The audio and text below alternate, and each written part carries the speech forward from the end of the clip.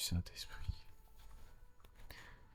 Bonjour les amis, je pars en pèlerinage ce soir, je vais jusqu'à Marseille, je prends le bus jusqu'à Marseille, et de Marseille, je marcherai jusqu'à la Sainte-Baume, jusqu'à la grotte de la Sainte-Baume où Marie-Madeleine a passé 30 ou 40 ans après la mort de Jésus de manière un peu mystérieuse. Donc j'ai pas encore vu d'image de la grotte pour me laisser la surprise, mais je pense que ça sera beau. Je vais marcher dans les calanques, donc ils annoncent pas forcément une météo exceptionnelle, ils annoncent même un peu de pluie, et il fait pas particulièrement chaud, mais 18 degrés, quelque chose comme ça sera parfait pour marcher. Et c'est mon premier pèlerinage, donc je suis curieux, j'ai hâte. Donc ça sera durant la semaine sainte. Je reviens le 21 avril et j'ai programmé une ou deux vidéos pour la semaine prochaine que j'ai enregistrées au préalable, que vous pourrez avoir durant la semaine prochaine. Et en tout cas, je vous souhaite vraiment une belle entrée en Semaine Sainte et que ça puisse être pour vous l'occasion, jour après jour, de vous trouver toujours un peu plus proche du Christ.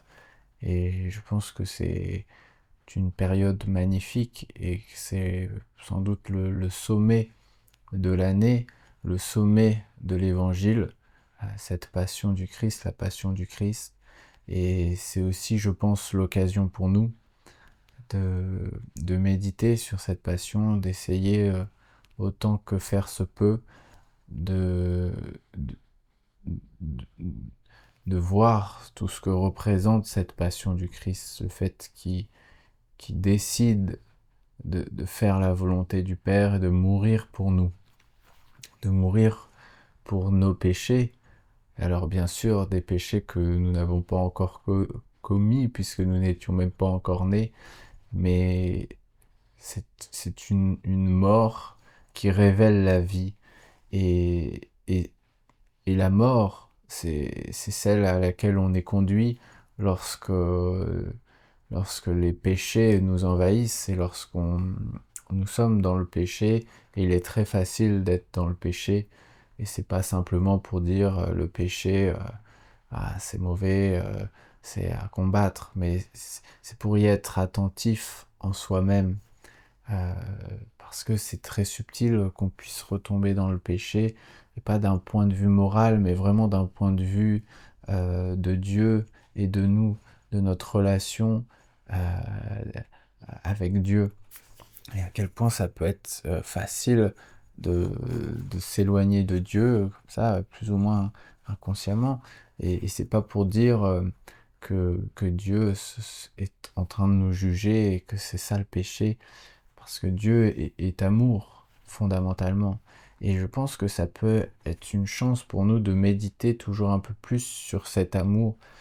Et vous savez, pour saint Augustin, euh, l'amour est peut-être la voie par laquelle non seulement on trouve Dieu, forcément, car il en va dans l'essence de Dieu d'être amour, et Dieu n'est peut-être que ça au fond, il est fondamentalement amour. Donc quiconque est dans l'amour connaît Dieu, même de manière inconsciente. Et le Saint-Esprit intercède en chacun, même si cette personne n'a pas la foi, même si cette personne ne rapporte pas ce don à Dieu. Euh, et je pense que ces personnes-là peuvent le faire aussi plus ou moins inconsciemment. Euh, et c'est là le vrai amour. Le vrai amour, c'est quand il est désintéressé, quand il est détaché, et quand il est connecté à la source de l'amour, à savoir à Dieu. Et même quand c'est fait de manière inconsciente, et que cet amour est désintéressé euh, pour l'autre, eh bien c'est là qu'on vit Dieu. Et ces personnes-là, même si elles ne connaissent pas Dieu, connaissent l'amour, donc elles connaissent Dieu indirectement. Et saint Augustin donc dit que l'amour est peut-être aussi une voie par laquelle on peut à peu près appréhender le mystère de la Trinité, le mystère trinitaire. Dieu le Père, Dieu le Fils et le Saint-Esprit. Et en fait, il dit que il y a celui qui aime, par exemple à notre échelle, celui qui aime et qui renvoie au Père, celui qui aime, celui qui est aimé, donc l'objet de notre amour, et ça renvoie au Fils qui est aimé par le Père, mais qui aime aussi le Père, parce que c'est une trinité, donc c'est un triangle, si vous voulez, donc c'est interlié. Et puis, il y a l'amour même, et ça, c'est le Saint-Esprit. Et Saint Augustin nous dit aimez votre frère et vous, et vous découvrirez ce qu'est qu'aimer l'amour, au fond. Et il dit même, et je vous citerai le passage exact en description, il dit que en aimant notre frère, en fait, on finit par mieux connaître l'amour, par mieux connaître Dieu que notre frère lui-même. Et je trouve que c'est très beau et très profond. Parce que c'est ça qu'on découvre dans le vrai amour, euh, si tant est qu'il peut se rapprocher de l'amour de Dieu à notre niveau. Mais quand on reçoit cette grâce et quand on se met au service de Dieu et qu'on trouve cet amour, eh bien, on rend grâce tout simplement parce que cet amour ne procède pas exactement de nous, de notre volonté. C'est pas un volontarisme, mais il procède de ce qu'on a réussi à laisser passer en nous. C'est-à-dire qu'on a réussi à rouvrir notre cœur, rouvrir notre âme, rouvrir notre espace, notre esprit, ouvrir nos sens. Et alors à partir de là, cet amour comme une sorte de flux, comme une sorte de force, eh bien, peut repasser en nous. Et donc, à ce moment-là, c'est l'amour même, et c'est la source même de l'amour qu'on aime, et qu'on découvre, qu'on connaît. Et c'est là que c'est magnifique, parce qu'on en vient à, à aimer non seulement pour l'autre qu'on rencontre, mais ça s'arrête pas là, parce que si ça s'arrêtait là, en un sens, ça pourrait aussi être un peu intéressé malgré tout, parce que on aime l'autre pour ce qu'il est, mais en tant que c'est nous qui l'aimons, et donc il est l'objet de notre amour. Et s'il est seulement l'objet de notre amour, eh bien, il devient l'objet de ce qu'on ressent, et donc on aime à l'aimer parce que ça nous fait plaisir de l'aimer.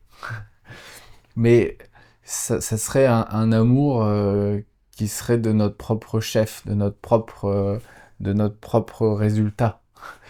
Mais si c'est l'amour même qu'on découvre, eh bien c'est non seulement ce frère ou cette sœur qu'on aime, mais c'est l'amour lui-même, en fait. Et on aime notre frère non en tant qu'il nous provoque ce plaisir que c'est que d'aimer, mais en tant qu'il participe lui-même à l'amour, qui participe lui-même à la vie, à l'existence, et qu'il est notre frère dans les cieux, qu'elle est notre sœur dans les cieux. Et c'est ça, cet amour qu'on découvre. C'est un amour d'éternité, en fait. C'est un amour qui ne passe pas avec les nuages, comme disait Jésus. Ce que je vous dis ne passera pas avec les nuages. Et combien de choses passent avec les nuages, c'est-à-dire combien de choses sont en fait passagères. Euh, mais cet amour-là, c'est un amour d'éternité précisément. Et donc c'est un amour qui ne passe pas avec le temps, qui ne passe pas avec les choses.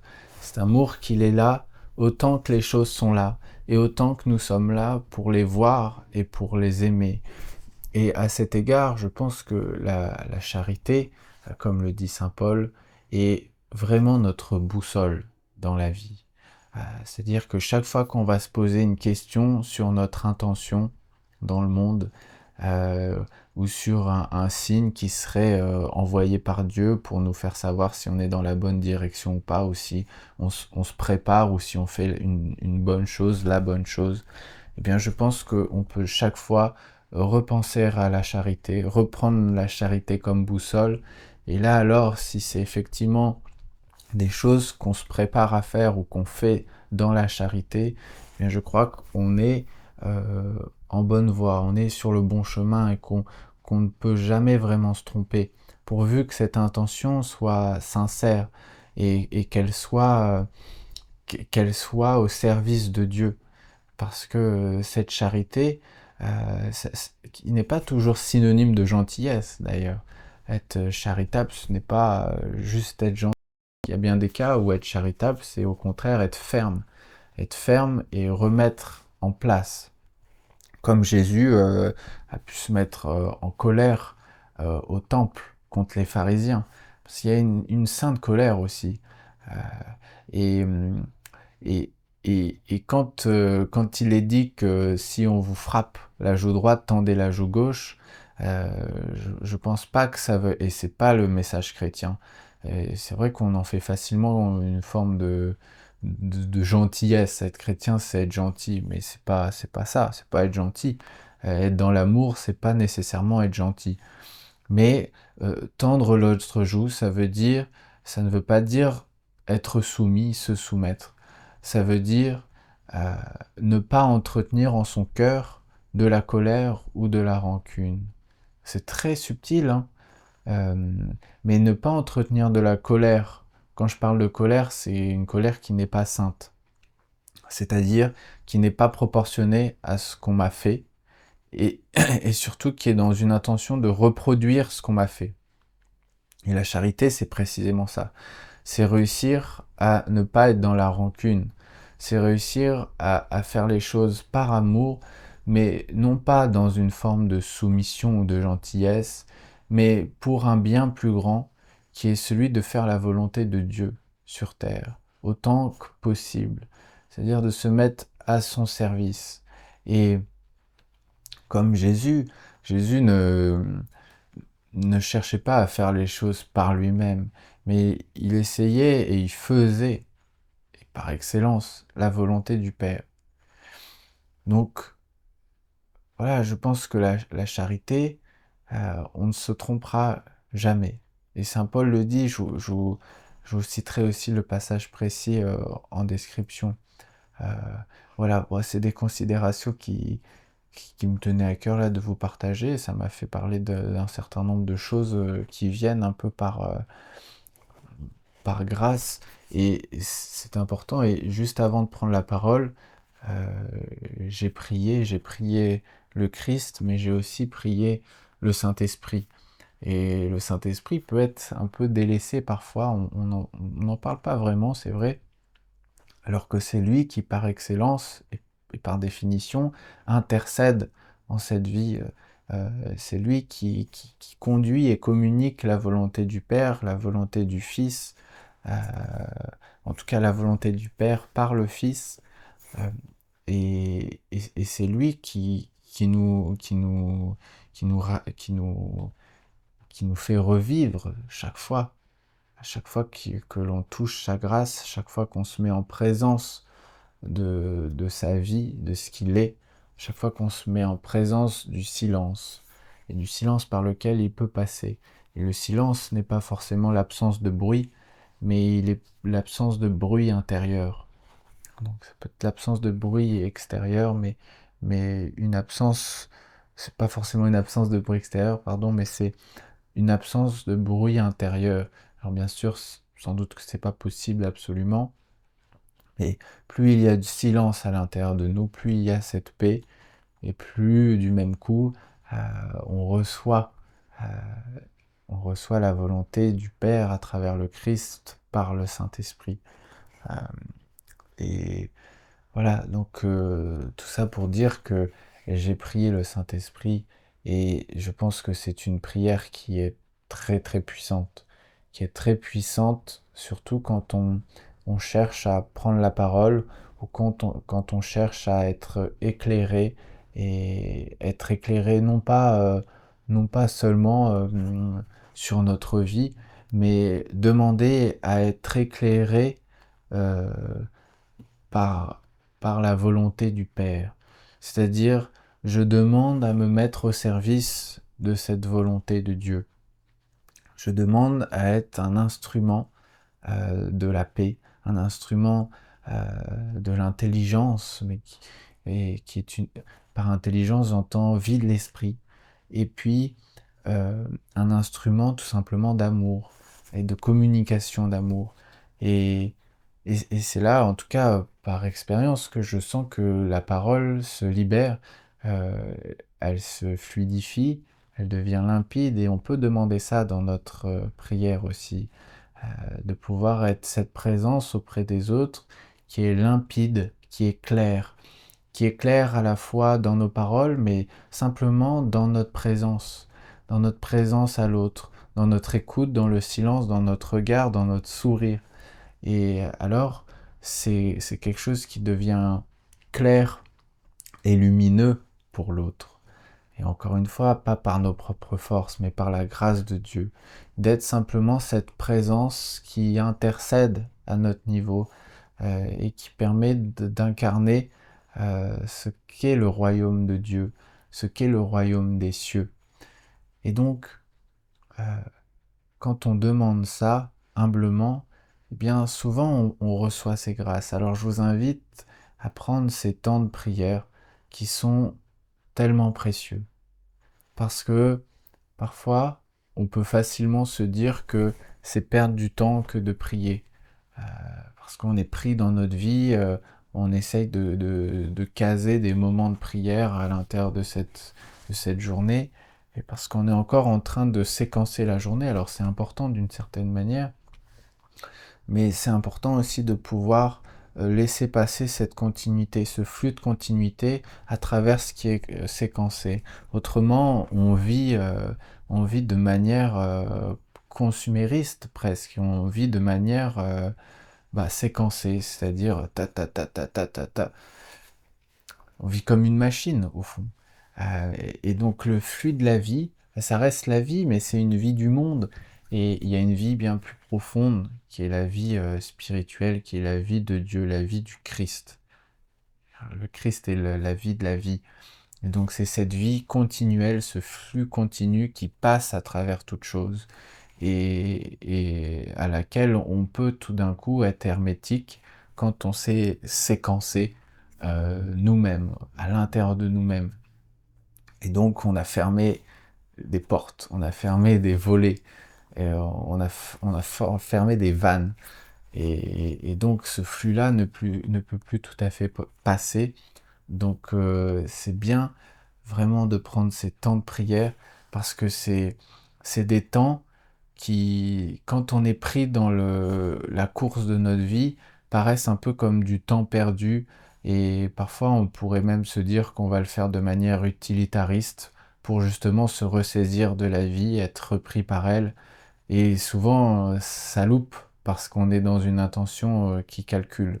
Alors il faut pas trop s'en vouloir parce que ça serait encore rajouter des couches de mental et de contrôle. Mais il faut se lancer, pas trop réfléchir, c'est-à-dire, c'est vrai que tout ce que je dis, ça peut inviter à trop réfléchir, mais j'essaye plutôt et j'aimerais pouvoir juste vous dire, allez-y, allez-y, allez-y avec votre cœur, vraiment simplement, ne pas trop se prendre la tête et vraiment prier avec amour, ne jamais oublier qu'on prie jamais seul, mais qu'on prie toujours avec Dieu. Et donc, ne jamais oublier aussi que Dieu est absolument amour et que euh, il, il je pense qu'il s'en fiche un peu, ou c'est pas très important nos petites imperfections, mais ce qu'il veut c'est notre cœur. Et donc ne pas trop s'en vouloir, ne pas trop se flageller, ne pas trop se penser indigne. C'est important d'avoir toujours cette crainte de Dieu en notre cœur, mais qui n'est pas une crainte de ce qu'il va pouvoir penser ou de son autorité, mais qui est une crainte de lui plaire. Mais c'est beau, cette crainte de plaire. C'est pas quelque chose qui mine, il faut pas que ça nous mine, parce que ça c'est l'œuvre du diable. Et l'œuvre du diable, elle a deux voies. Non seulement il cherche à nous faire tomber, mais ça c'est assez simple, nous faire tomber par le péché, mais en plus, il cherche à nous désespérer. Et ça, le désespoir, le désespèrement, c'est vraiment l'œuvre du diable, c'est vraiment le signe du diable.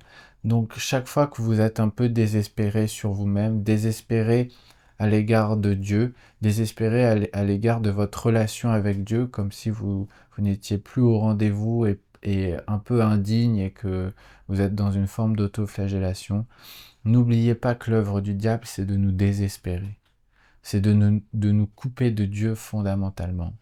Et on le sent bien, combien ça enclenche toute forme de vice et de péché, parfois d'orgueil, de jalousie, ou de douleur, de jugement à l'égard de soi, à l'égard des autres.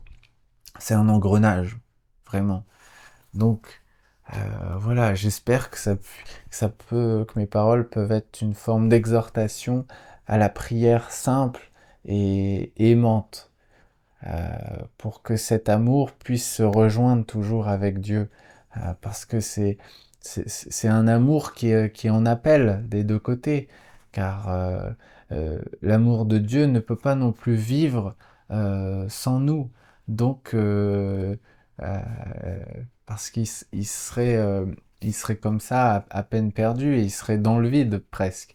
Donc on peut se mettre en présence, on peut se mettre au rendez-vous simplement de cet amour, car il est toujours là, il est toujours autour de nous, c'est-à-dire en un sens, il est toujours en nous. Et c'est nous-mêmes qui ne sommes pas toujours en nous-mêmes, car on n'a pas toujours la force ou la grâce de, de laisser passer ce silence, de faire vivre ce silence en nous, encore une fois. Donc voilà, le Saint-Esprit, n'oublions pas, et je pense que c'est très puissant, euh, de lui demander de recevoir ses grâces, de recevoir sa vie, de recevoir sa lumière, pour qu'on puisse nous-mêmes, à notre tour, être un instrument de paix et d'amour pour les autres. Voilà. Merci si vous êtes encore là en train de m'écouter. Je pense que c'est une vidéo un peu longue. Je pense pas que je vais la couper pour que vous l'ayez d'une seule traite, si je puis dire, pour cette entrée dans la semaine sainte. Et je vous souhaite encore de passer des jours vraiment beaux, d'amour, euh, de, de sobriété, euh, qui permettent de, de regoûter toujours un peu plus cette passion du Christ, d'avoir cette joie au cœur, auprès de lui, euh, pour ce qu'il nous a donné et pour ce qu'on va pouvoir donner grâce à lui en retour.